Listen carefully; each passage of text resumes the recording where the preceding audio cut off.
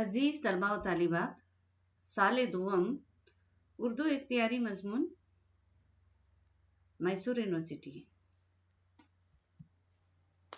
آج کے سیشن کا عنوان ہے ڈرامہ انارکلی کا باب اول میں منظر دوم، سلیم کا ایوان۔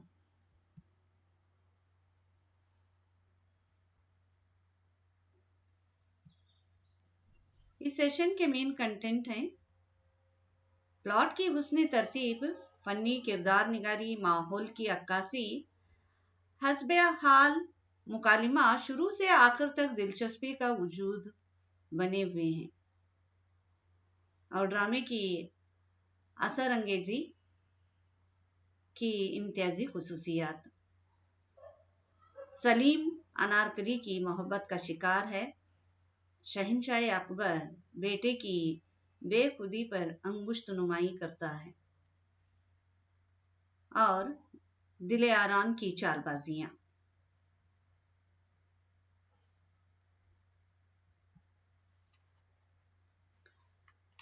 گزشتہ سیشن میں ہم جان چکے ہیں کہ 15-16 سال کی نازک اندام لڑکی، جس کی چمپئی رنگت میں سرخی کی خفیف جھلک نہ ہو تو شاید بیمار سمجھی جائے، خد و خال شعراء کے معیار سلوک سے بہت مختلف۔ اس کا چہرہ دیکھ کر ہر تخیل پسند کو پھولوں کا خیال ضرور آتا ہے۔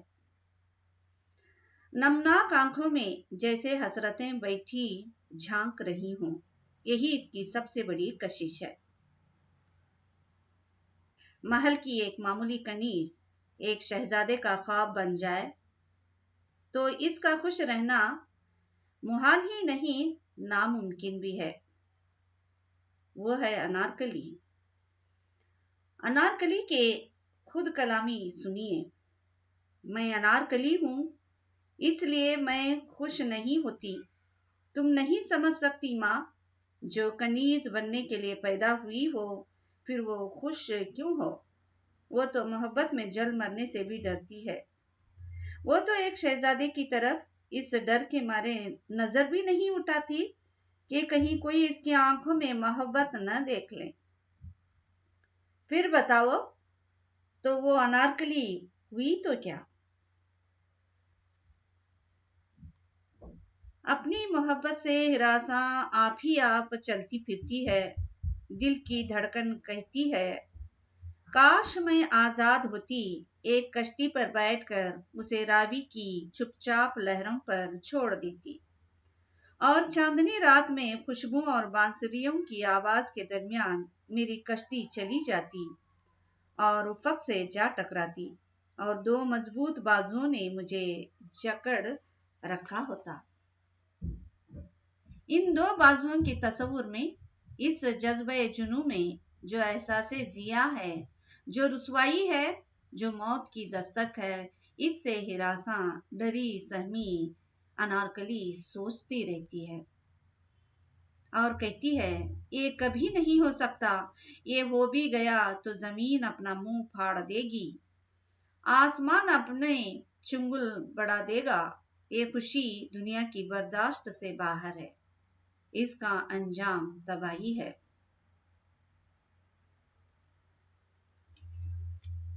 سلیم اور انارکلی دونوں نوجوان ہیں، محبت ہو جاتی ہے۔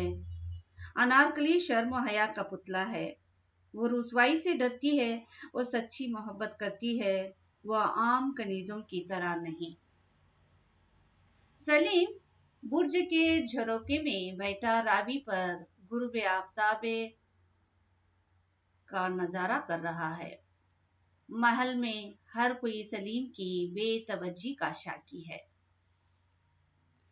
راوی کے دلشاد ملاح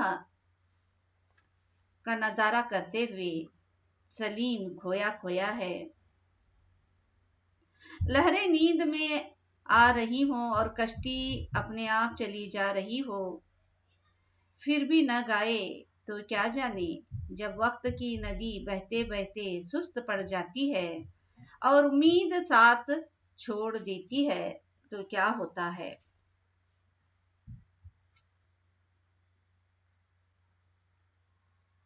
انارکلی کے باب اول منظر دوم سے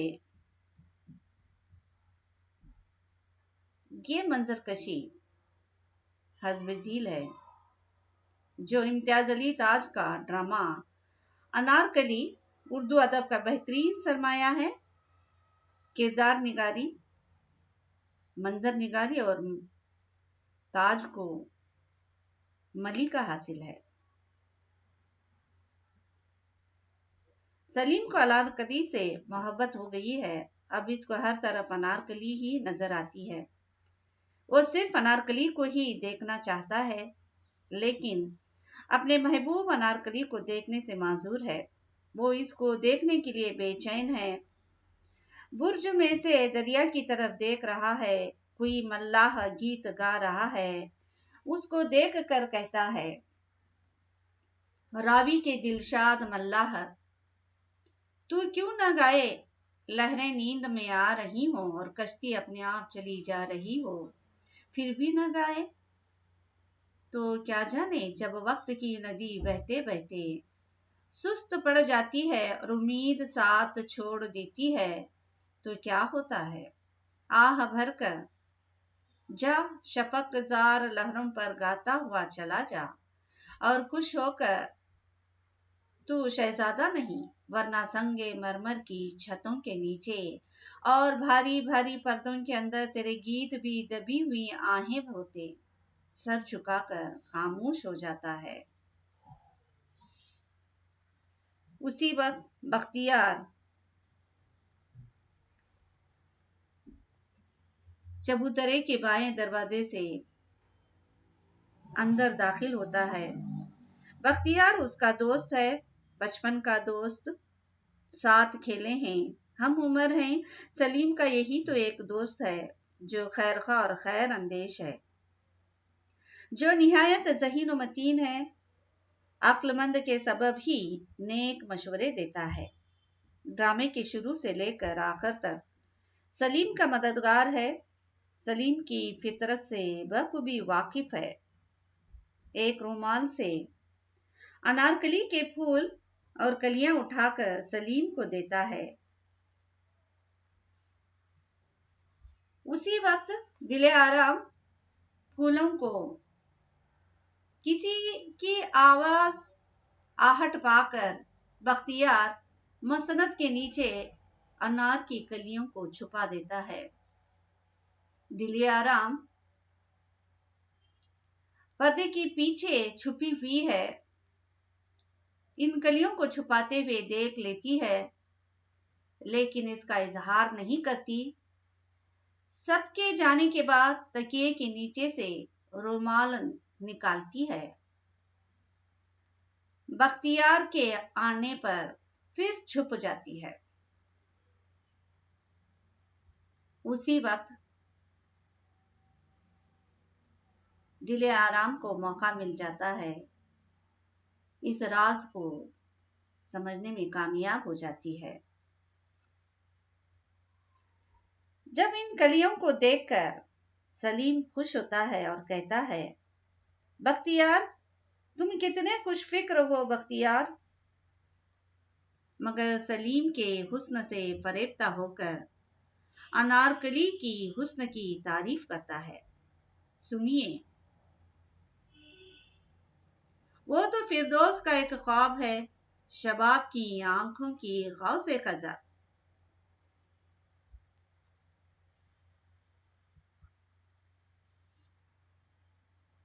سلیم کی توجہ اپنی طرف مبذول کرتے ہوئے تلقین کرتا ہے،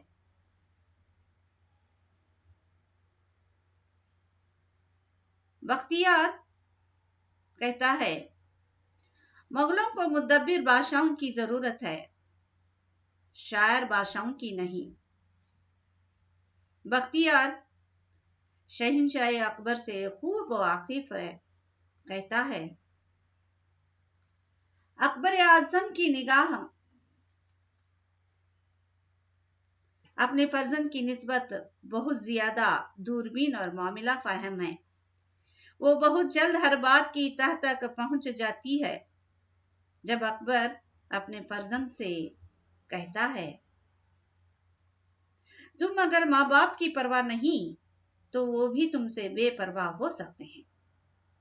سالم معافی چاہتا ہے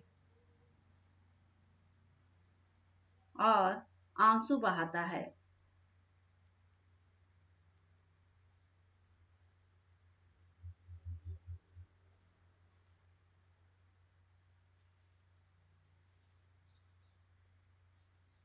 شہنشاہ کے یہ مکالمے غور طلب ہیں۔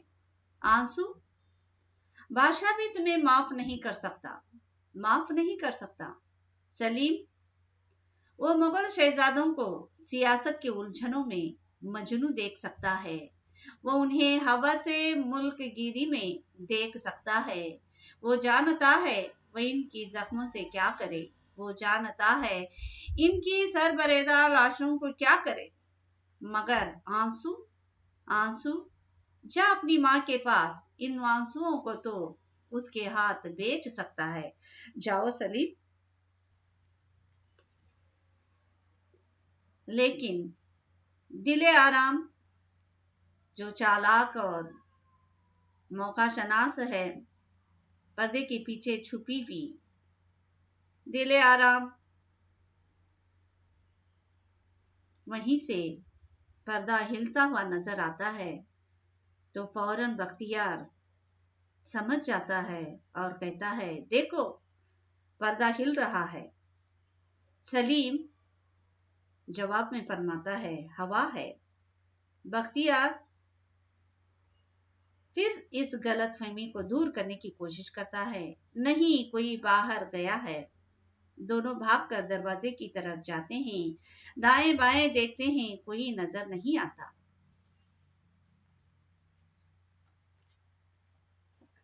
تو اس